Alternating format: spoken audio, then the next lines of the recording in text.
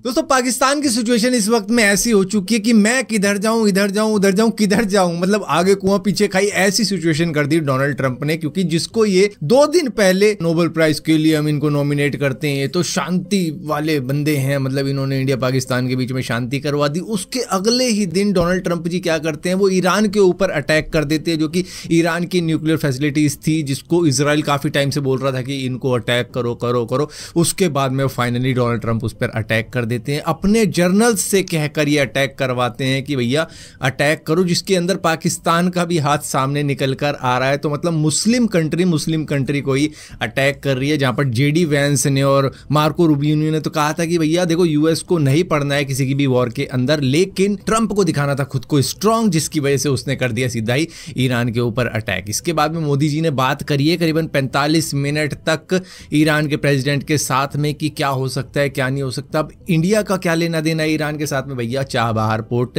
India का ये एक तरीके से लीज पे ले रखा है, जिसकी वजह से इंडिया नहीं चाहता भैया उसको कुछ भी नुकसान हो, जिसकी वजह से इंडिया बात कर रहा है कि इन दोनों ही देशों के बीच में, चाहे ईरान हो चाहे इजराइल हो, इन दोनों के बीच में शांति हो। लेकिन इन केस ईरान अटैक कर देता है यूएस के ऊपर, जिस तरीके से इजराइल के ऊपर अटैक कर रहा है कि अच्छा तूने मुझ पे किया मैं तुझ पे करूंगा, तो अगर वो यूएस पे अटैक करता है ईरान, तो भैया ये वर्ल्ड वॉर 3 की सिचुएशन आ जाएगी। क्योंकि उसके बाद में नेटो कंट्रीज को भी बीच में आना पड़ेगा, क्योंकि यूएस पे किया गया अटैक बिल्कुल वैसा ही है कि आपने नेटो कंट्रीज पे अटैक कर दिया तो सबको मिलकर ईरान को अटैक करना पड़ जाएगा। तो यहाँ पर पाकिस्तान की सिचुएशन ये है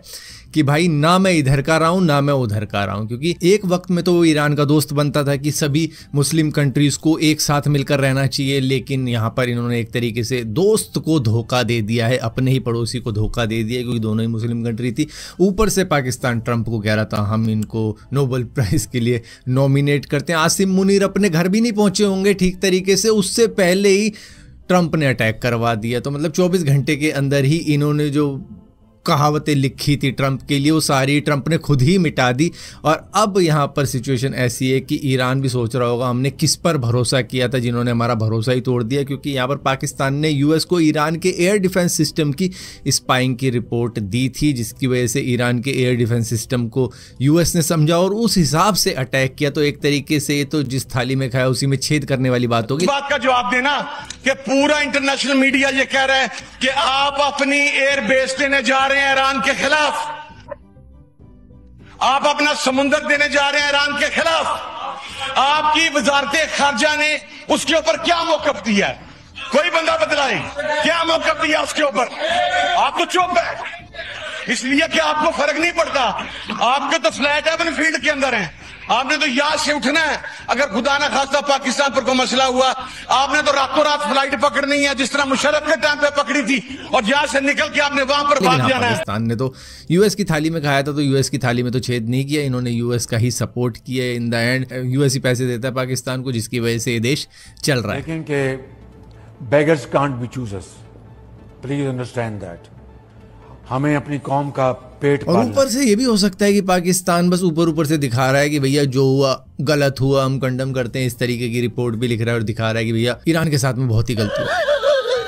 लेकिन मन ही मन वो हंस भी रहा होगा पीछे पीछे, क्योंकि भैया वो नहीं चाहता होगा कि कोई दूसरी मुस्लिम कंट्री न्यूक्लियर पावर बने, क्योंकि वो चाहते हैं कि भैया हम ही एक ऐसी मुस्लिम कंट्री बने रहें जिनके पास में न्यूक्लियर वेपन है, जिससे कि हमारी बातचीत बनी रहे कि भैया हम ही इकलौती ऐसी मुस्लिम कंट्री जिनके पास में न्यूक्लियर है। तो आप हमारे साथ में आए, आप हमारी बात सुने, हम क्या बोल रहे हैं वो सुने, क्योंकि हम एक न्यूक्लियर पावर्ड मुस्लिम कंट्री है, इकलौती सारी दुनिया की मुस्लिम कंट्रीज में से इकलौती ऐसी कंट्री है जिनके पास में न्यूक्लियर वेपन है। आप हमारी सुने हम क्या कह रहे हैं। और ऊपर से भैया ईरान और पाकिस्तान की राइवलरी को आप भूलो मत, क्योंकि ये दोस्त तो हैं लेकिन यहाँ पर शिया सुन्नी का मेल मिलाप नहीं है, क्योंकि ईरान एक शिया कंट्री है और मेजॉरिटी जो पाकिस्तान के अंदर है वो सुन्नी की है। तो इसकी वजह से भी थोड़ी बहुत बातचीत इतनी बढ़िया नहीं है इन दोनों में। लेकिन हाँ, जो पाकिस्तान ने किया है ईरान के साथ में वो शायद अब ज़िंदगी भर याद रखेगा, जिस तरीके से चाइना ने हमारे साथ में किया था कि भाई मतलब हिंदी चीनी भाई भाई होता था लेकिन पीठ में छुरा भोंक दिया। अब उसी तरीके से पाकिस्तान ने कर दिया यहाँ पर ईरान के साथ में। मतलब एक तरफ तो आप बात करते हो कि सभी मुस्लिम कंट्रीज़ को एक साथ रहना चाहिए, एक मुट्ठी बन के रहना चाहिए, और वहीं पर पाकिस्तान क्या कर रहा है, स्पाई कर रहा है ईरान के ऊपर और एक्सेस दे रहा है अपनी इंटेलिजेंस का, और एक्सचेंज कर रहा है जो भी चीज़ें हैं ईरान की उसको यूएस के साथ में एक्सचेंज कर रहा है। तो मतलब ये तो एक तरीके से पीठ में छुरा भोंकने वाली ही बात होती है।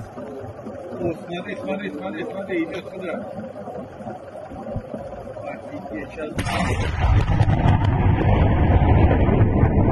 सवाल आता है कि भैया यूएस ने क्यों कर दिया ईरान के ऊपर अटैक, क्योंकि भैया न्यूक्लियर वेपन बड़ी ही तेजी के साथ में बन सकता था ईरान का, जिसके बाद में वो दूसरी ऐसी मुस्लिम कंट्री बन जाती जिसके अंदर पाकिस्तान ने थोड़ा बहुत सपोर्ट भी कर दिया। और देखो इजराइल तो बोल ही रहा था, जो कि बेंजामिन नेतन्याहू है, वो कह रहे थे काफी टाइम से कि भैया